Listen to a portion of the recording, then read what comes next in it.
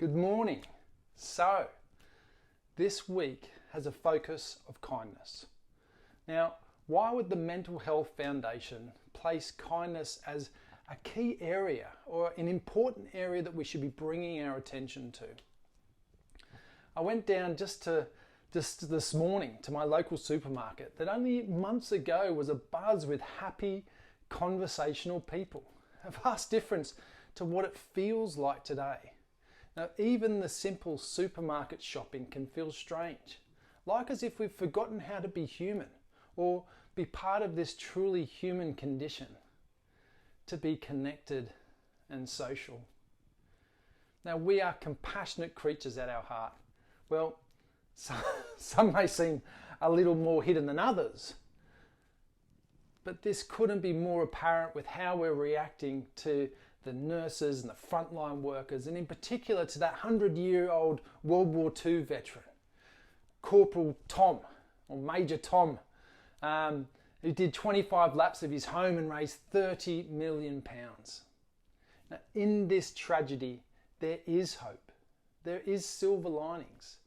The hero in this story is us, and kindness is the glue that will help us rise together. Kindness has the ability to unlock our common humanity, or what we recognize is the same in others. And it's not just some fluffy term we flippantly use to describe what someone else has done. I believe we should change kindness to a verb, an action, an ability to strengthen relationships, bring our community closer and closer together. Now, kindness, or the act of kindness, or I suppose even the practice of kindness, is even backed by science. And I've included a handout of just a couple of the examples of some of the recent research that's done, because mental health and kindness are very much linked. You know, kindness begins to close the gap that we are currently seeing due to this physical isolation and however long that it ends up going on for. And importantly, the kinder we are, the happier we feel. And I'd recommend, don't believe me, jump on and check out the research associated with kindness or compassionate practices. You'd be amazed at what this simple thing can do. You know, things like increasing positive emotions and decreasing negative emotions. It decreases chronic pain. It helps us to feel social. It activates empathy and emotional processing in your brain. It increases respiratory sinus arrhythmia. It makes you a more helpful person. It decreases your bias towards others, has a long-term effect on, has a long-term impact, even in small doses. It curbs self-criticism, increases social connection, and decreases your bias towards others. And as the Mental Health Foundation says, wisdom from every culture across history recognizes that kindness is something that all human beings need to experience and practice to be fully alive. Kindness is our future. It is the future. It is how we can come together, not in a fluffy way, but as a way our body and mind has been designed, to recognize that together we're stronger. And all this starts with you or us.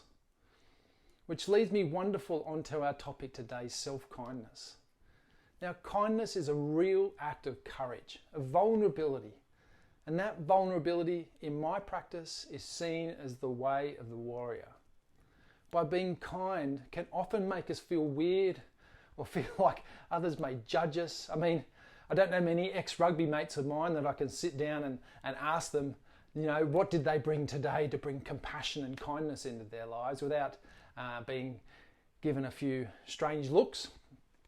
But we need to begin to take the stigma, or as they say over here in Australia, the woo-woo out of these words, and recognise that these practices are how we grow together, and hence the courage. It's not going to be easy.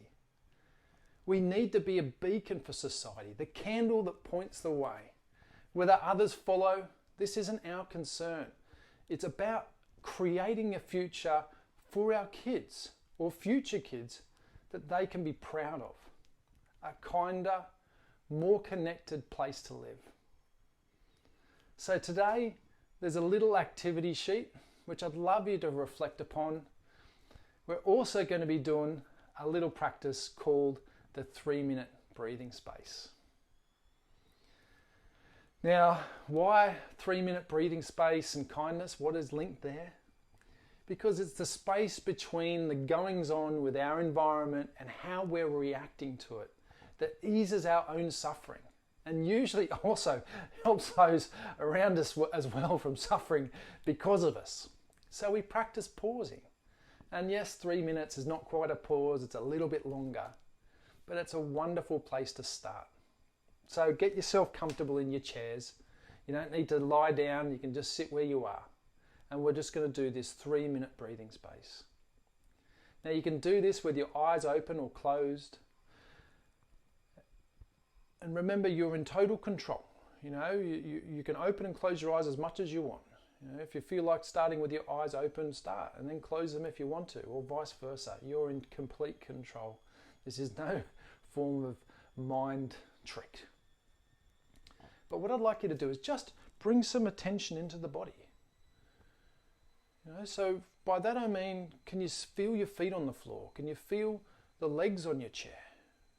Can you feel the back against the back of your chair? Can you feel these 3 points and even just moving around and feeling the sensations? You know, feeling the sense of movement even, how it just the shift of weight moves from one side to the other.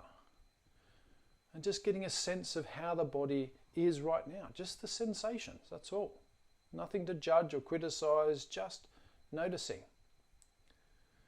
And then from this noticing, what I want you to do, I want you to see if you can bring some attention in the same way you've noticed these sensations onto your breath.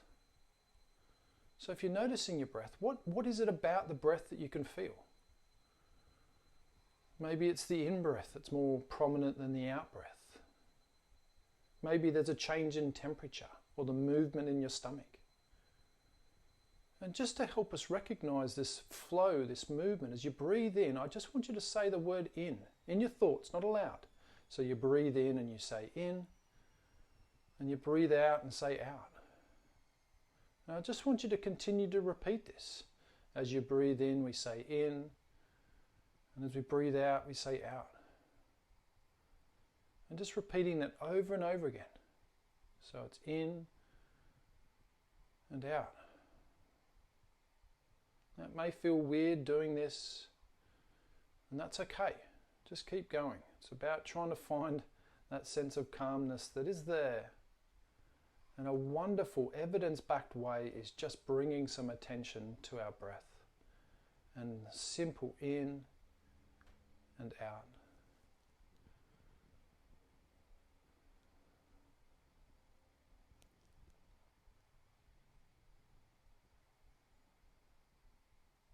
And now what I want you to do, we're just going to change the words a bit.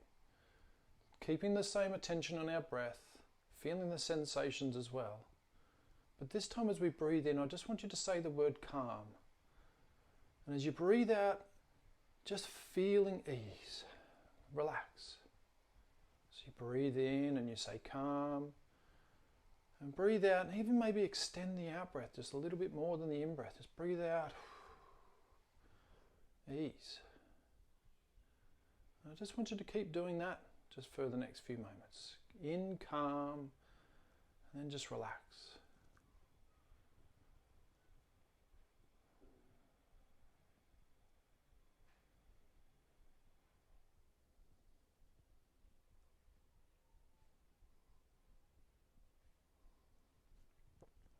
And now just to finish, I just want you to open your eyes, if they're not already.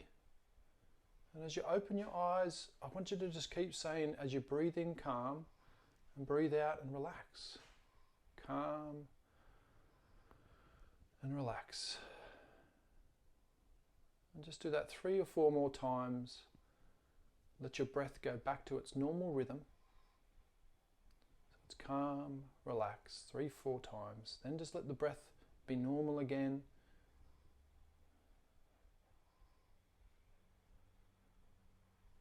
And that is it. So that is the end of today's session.